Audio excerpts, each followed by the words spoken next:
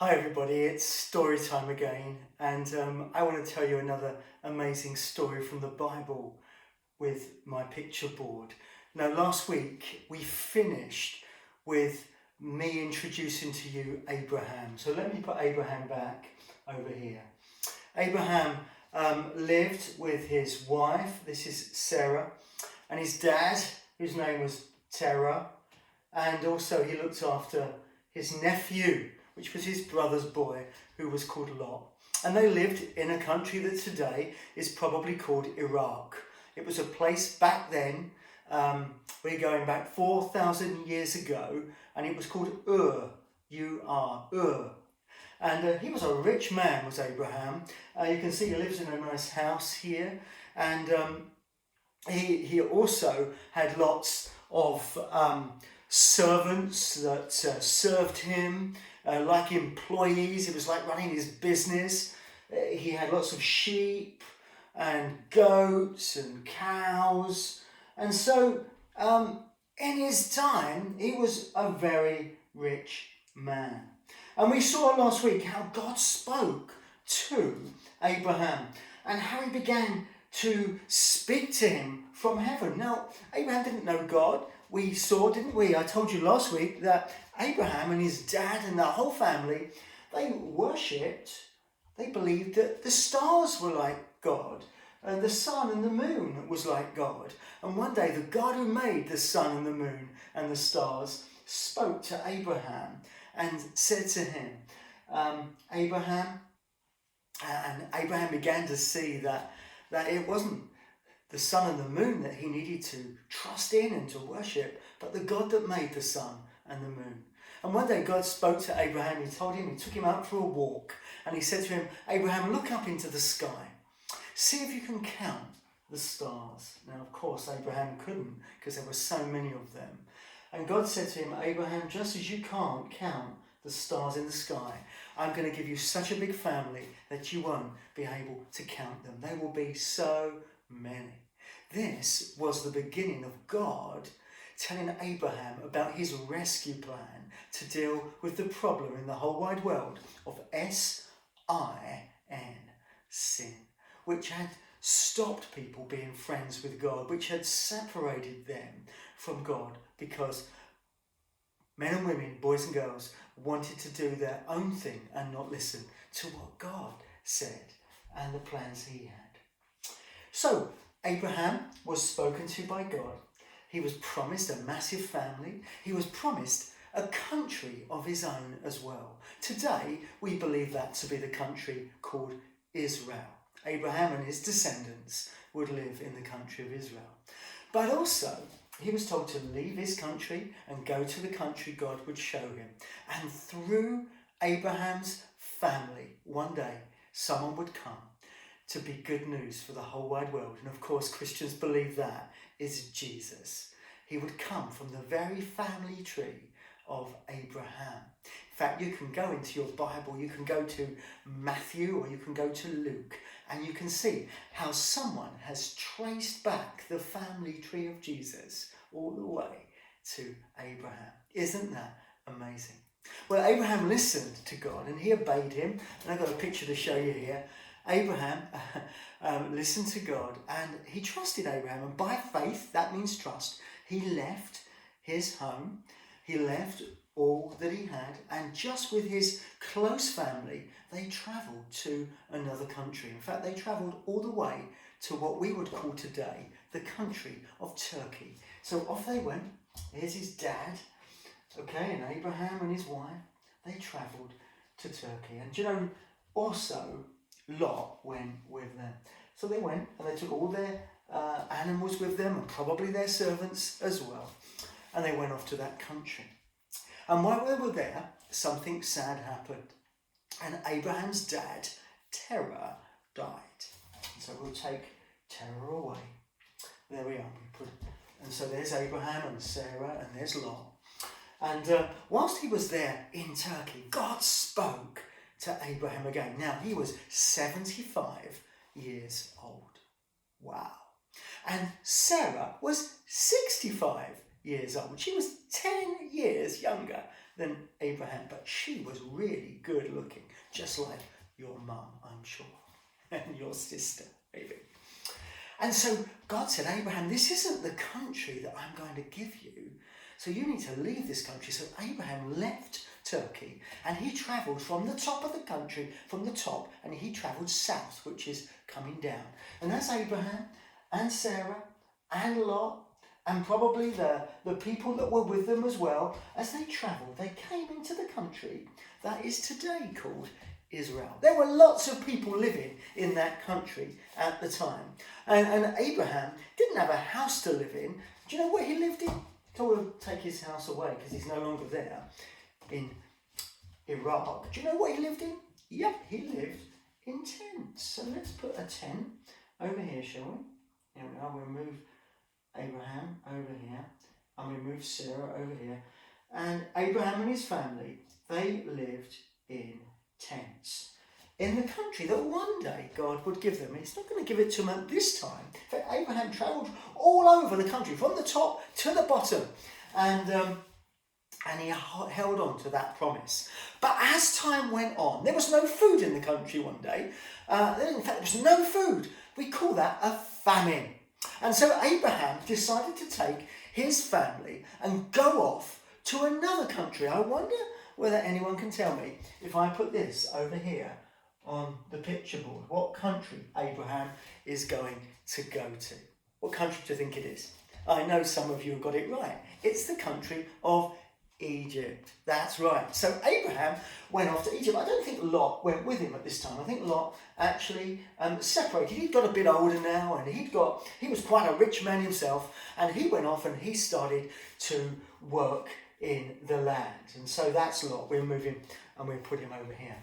But here's Abraham, and he goes off. Now, Abraham got older, and you know what? He started to look like his dad. Here we are. Here's Abraham now. Do you know what? When we get older, we start to look like our family, don't we? More and more. In fact, I think I probably, or my brother, looks like our dad now, and start to do the things that our dad used to do. And so we'll put Abraham over there, and he's beginning to get older now, isn't he? Like that. And let's put the king of Egypt. He's the Pharaoh over here, and he's got his attendant with him, and Abraham went to talk to him. Here's Abraham. Now, Sarah also got older, didn't she, of course? And but you know what? The Bible tells us she was such a good looker. She was such a good looking lady. We'll put her over here. There we go.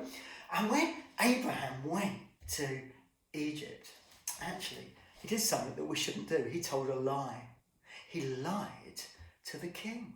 When the king saw how beautiful Sarah was, Abraham was quite scared, because he thought that the king might kill him and take his wife. So Abraham told the king that that wasn't his wife, it was his sister.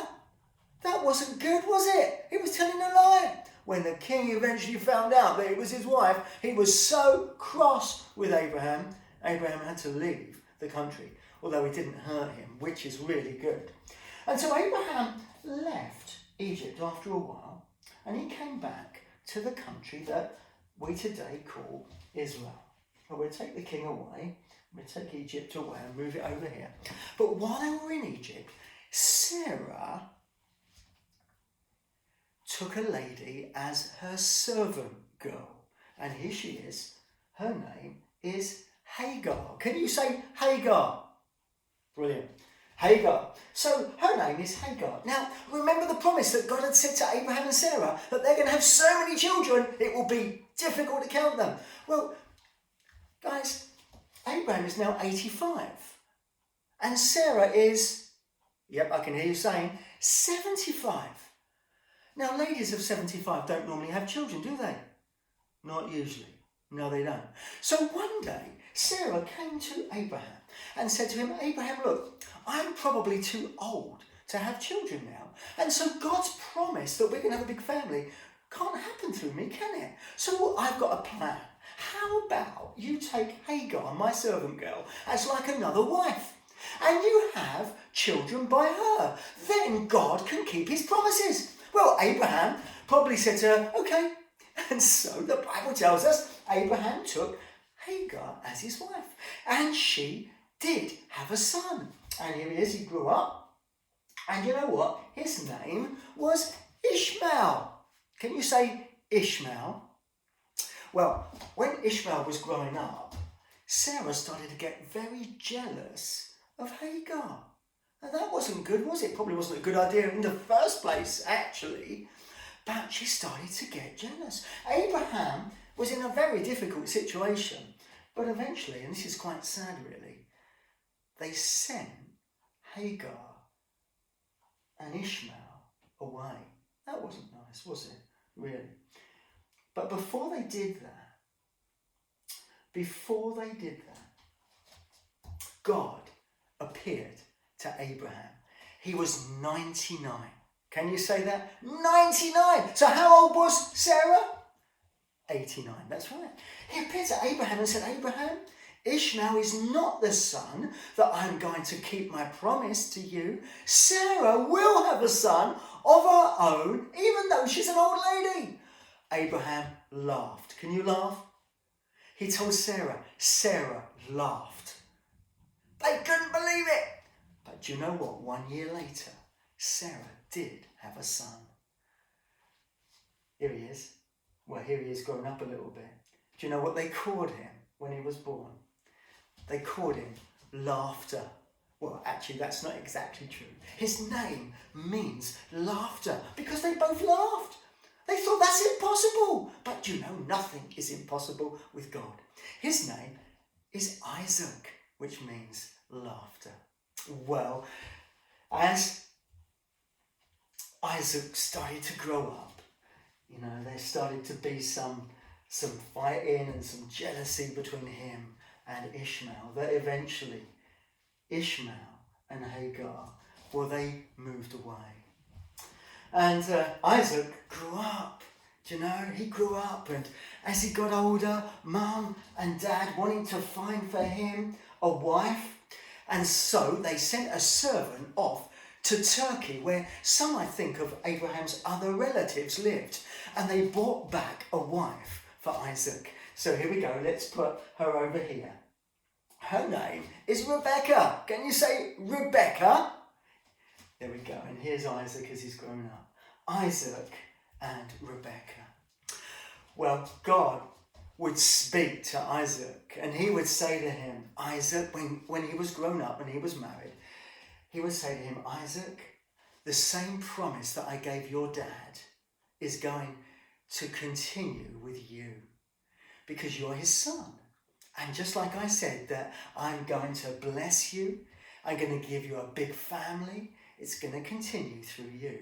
I'm going to give you the land, and I'm going to bring someone who will be good news for the whole wide world through you. And of course we believe that was Jesus.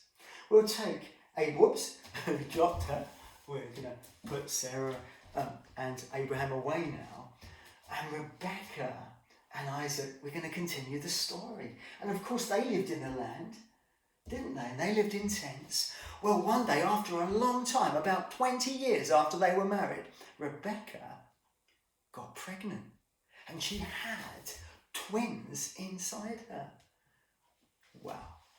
God had spoken to Rebecca and said to her, you're going to have 2 boys. Now, at that time, if you were the one that was born first, you would get twice as much as other people in your family. That doesn't sound fair, does it? But that's what it was like. But God had said to Rebecca, the younger one will rule over the older one. Well, they were like fighting inside Mum. It's really interesting. They were fighting inside her, and it was kind of like the one that will be born second wanted to come out first. So here we go. Let me put the 2 boys who would be born to Isaac and Rebecca. Their names would be the first one, Esau, and the second one, Jacob.